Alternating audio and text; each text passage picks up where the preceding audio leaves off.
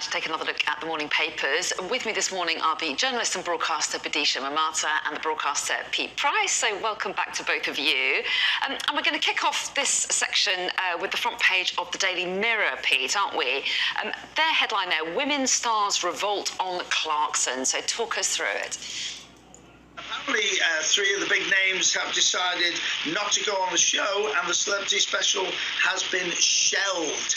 So is he misogynistic? That is the crux of the matter over the apology to Meghan. Now, he's apologised several times. He wrote a dreadful piece. I'm not a fan of his, by the way. I'm not a fan of his.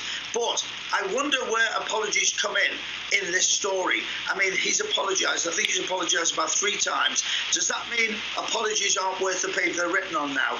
Are they trying to destroy his career? Or women, are they using this as a great excuse to have a go at him and say, enough is enough, you are what you are, you don't like women, you are a naughty man, you want to learn to behave yourself, so maybe it's our time and we'll show you. He's a very successful man, a very wealthy man. It's a big story. It's sad it's been shelved. It's a popular programme, but freedom of speech, he was wrong. He was wrong what he said, but freedom of speech, has it gone out the window? You're posing a lot of questions, and obviously I can't answer them, P. But yes, Jeremy Clarkson, as you say, has apologised for that column he wrote about Meghan Markle. Did you have any thoughts on this, Bidisha, at all? I mean, clearly there are these, according to the Mirror, 3 women celebrities who don't want to be on the same show as him because they obviously didn't like what he said about Meghan Markle.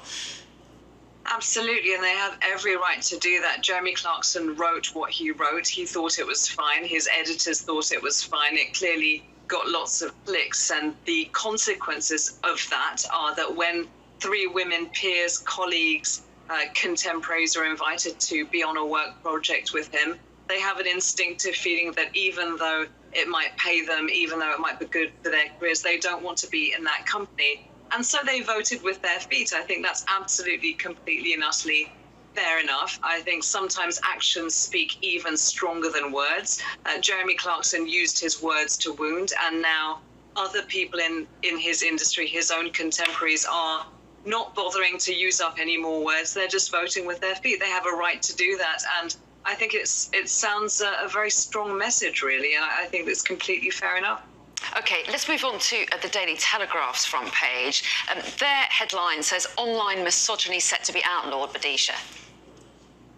Yes, this is part of the new proposed online safety bill. Now, you might remember about a year ago, the then Home Secretary Priti Patel said that she didn't want to outlaw misogyny. She didn't want to make woman-hating a crime. But now this issue has moved on to the online world, because I think nobody would disagree that the online world is full of overt misogyny, racism, incitement to violence, and all the rest of it, that any woman in public life, or in fact any girl who's getting her first phone, will be subjected to horrendous misogynistic abuse. And so now a group of MPs are looking at how we can make online life safer. Now, this hasn't gone through all the houses, it hasn't been approved yet, but it has very broad political support, because I think nobody can deny that all of this extremely prejudicial, harassing stuff is out there. We've followed it for years. The internet has been around for decades now.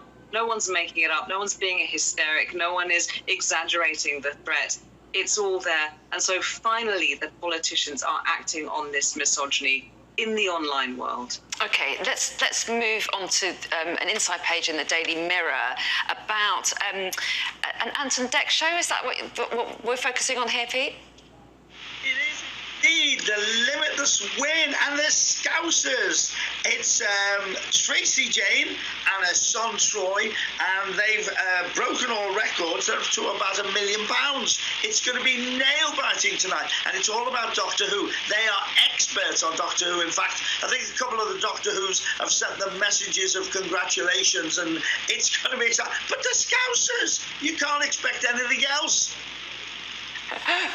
Fantastic stuff. Well, you've given a very good plug for that show. Got me thinking I might watch later on. Let's very quickly look at this intriguing story about the balloon over the US, which the USA is a Chinese spy balloon. Badisha, very quickly, it's on the FT. Well, maybe £1 million jackpot will bring it home. The US Secretary of State, Antony Blinken, is now postponing his trip to China because they say that they have found floating over a US force missile base in Montana a Chinese surveillance balloon, which is getting all sorts of information from down below and from satellites. And the Chinese are saying, no, it's just a weather balloon that got lost. Oh, well, there it is, lovely. It just got lost on its little trajectory, what with it being very windy and everything. I know, and what it's doing to US-China relations is not so great, is it? Anyway, Badisha and Pete, always good to get your take on the papers. Bye, Pete. Bye, Badisha. Anyway, nice to see you both. Thanks very much indeed. Before we go, let's take you back to our top story this morning and the search for the missing mother of two, Nicola Bulley. Now, a little bit earlier, my colleague Jonathan Samuels spoke to Emma White, one of Nicola's closest friends, who said she hopes that police will be able to explore every avenue once they've put more of the details together. Again, yesterday they said they haven't explored all the avenues. We've got footage missing from Garstang Road, which is just outside of the river where you come into the gate for the walk. So we're appealing again for anybody that has the dash cam footage, any information on that. Then when we've explored that avenue, then hopefully the police can piece a bit more of the picture together. And we'll have more on that in the next hour. We'll be live in St Michael's on Wye in Lancashire, where the search continues for Nicola Bulley, who went missing 9 days ago. Do stay with us and join my colleague Jonathan Samuels live from St Michael's on Wye very shortly.